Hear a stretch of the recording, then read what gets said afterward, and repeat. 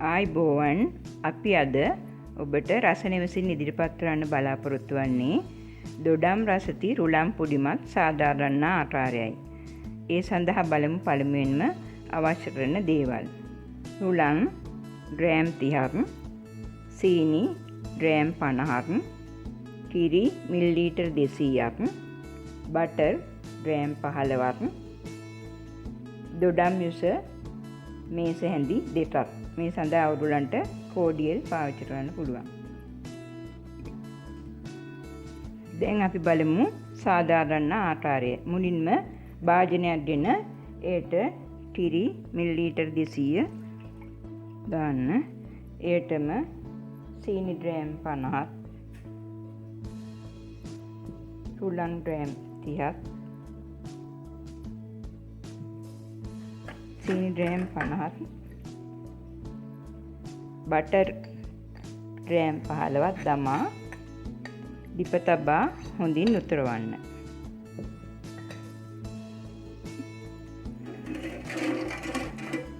Butter, සීනි, කිරි හොඳින් කලවම් කර හොඳින් උතුරවා ගන්න.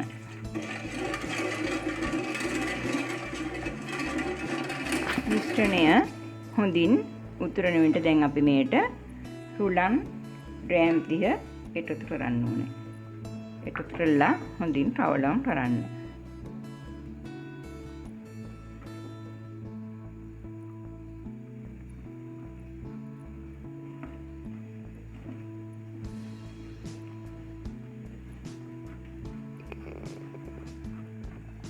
දැන් මෙසේ රුලන් මිශ්‍රණය උතු වීදන එන විට එයටම අපි කෝඩියල් මේස හැඳි 2ක් එකතු කරමු.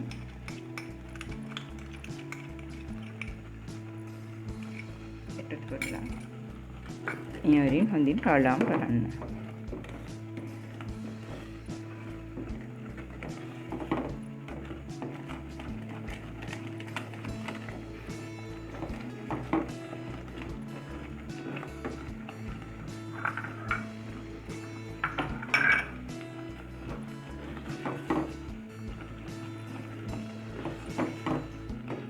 දැන් අපි ලිප නිවලා මේ මිශ්‍රණය වෙනත් භාජනයකට මෙසේ කරගත යුතුයි.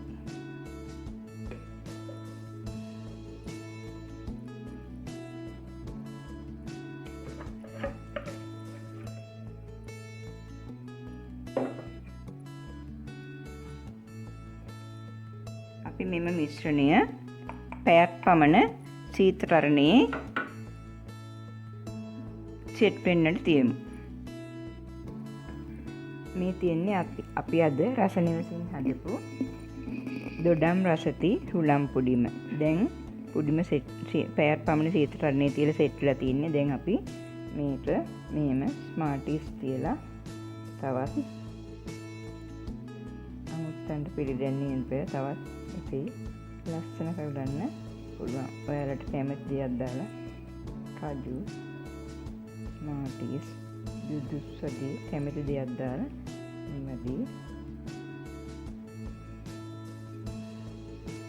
මේ ලස්සන කරගන්න.